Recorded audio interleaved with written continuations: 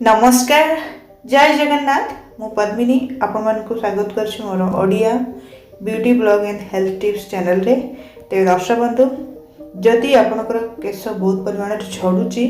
ता सहित केश अल्प बयस पाची जाउची तार सबुठु बेस्ट फॉर्मूला नहीं आसी जहाँ को अप्लाई करके आपणकर केश समस्या दूर करेंगे कहीं जो नुस्खा नहीं आसी रिमेडी नहीं आसी सबुठु बेस्ट हूँ केश चढ़ा कम कर सहित पाचिबा को दबनी डिले कर एमती तो समय हेले बयस हेले चुटी पाचिब निश्चित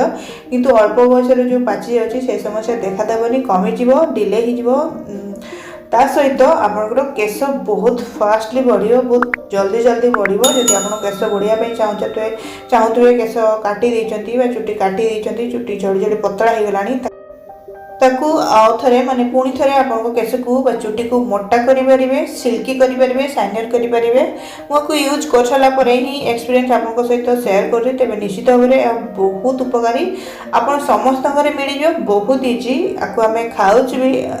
से खाऊँ कहीं बहुत परिमाण बेनिफिट्स रही तेणुक जहाँ भी आम खाई था आम इंटरनली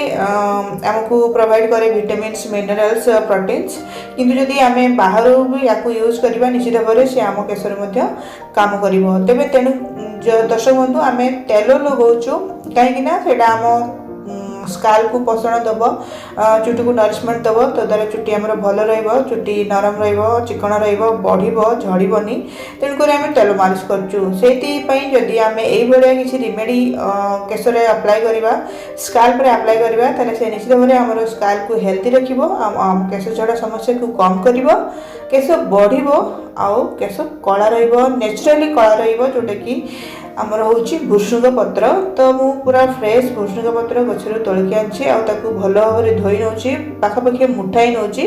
जदि आपंकर चुटी बहुत लंबा अच्छी ताले आपण आटू टे बेसी एड करें तेरे मुठाई पाखापाखि भुसुंग पत्र भल भाव में धोई नौ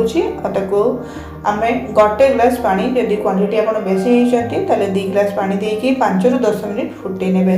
तेज दर्शक बंधु कारी लिव्स आमर भुसुंग पत्र समस्त घरे प्रायतः छुंकरे पड़ी था डाली छुंक हो जेकोसी बहुत किसी ब्रेकफास्ट आम यूज कर लंच रे भी डिनर रे भी एवरी टाइम यूज करता कहीं न्यूट्रिशनल वैल्यू रही तेणुक आम आपको खाई था से प्रचुर परिमाण रही एंटीऑक्सीडेंट जहाँकि मॉइस्चराइज करते आम स्काल्प को रिमूव करते डेड हेयर फॉलिकल्स को जहाँकि आम मृत हो डेड हेयर से जो फॉलिकल्स चुटू जो झड़ी जाए से रिड्यूस कर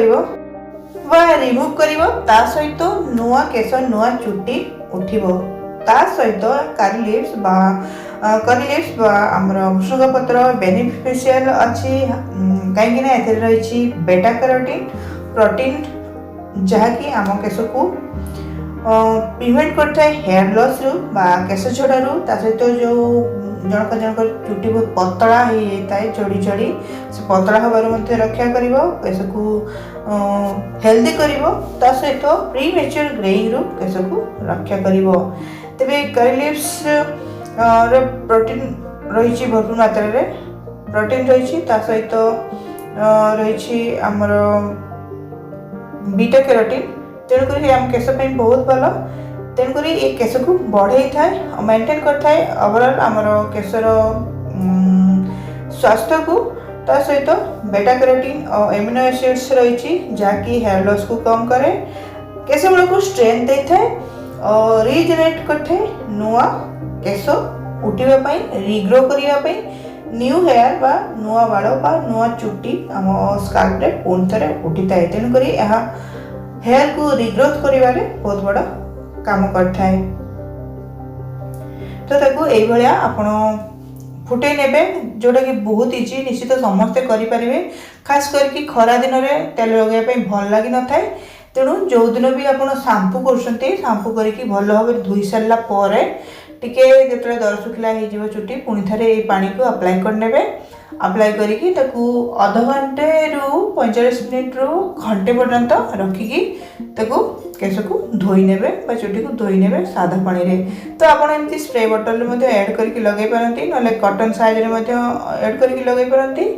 तो बेटर हो जदि आपण स्प्रे करके लगेबे पूरा स्काल्प रे पूरा चुटी रे सबथरे आसी जीवो। तो आकु लगेला मात्र कि धोइला परे केस कंसनिंग मध्ये हे जाय। मु तो निजे लगेची बहुत सॉफ्ट और स्मूथ फील होची आकु लगेला बेल को जन करे एटा बहुत बेनिफिशियल समस्त का निश्चित मिल जीवो। आकु निश्चय थरे ट्राई करंतु। करी लिप्स भृषंग पत्र मो केस बहुत भल केस को नेचुराली कला करते डार्केन करते पूरा नेचुरल डीप ब्लैक कलर दे था सहित केस झड़वा को रक्षा करे केस को पुणी थे बढ़ई था नुआ चुटी रिग्रो कराई था। तेबे एमती पानी बनईकी ए पानी को आपण सप्ताह रे 3 रु 4 थर लगे पारिबे जोटा कि आपन को बहुत भल होबो। एटलिस्ट गोटे मास लगे सारा पर आपण रिजल्ट निजे फील करि पारिबे। तेबे एटा हमर इंडियन आयुर्वेदिक जहा कि आगु काम करि आसुछि और सत्य मध्ये तेबे निश्चित भाव रे 100% काम करिवो। तेबे एथिले वीडियो देखिरे बहुत बहुत धन्यवाद। पुणी देखा नुआ सहित नमस्कार जय जगन्नाथ।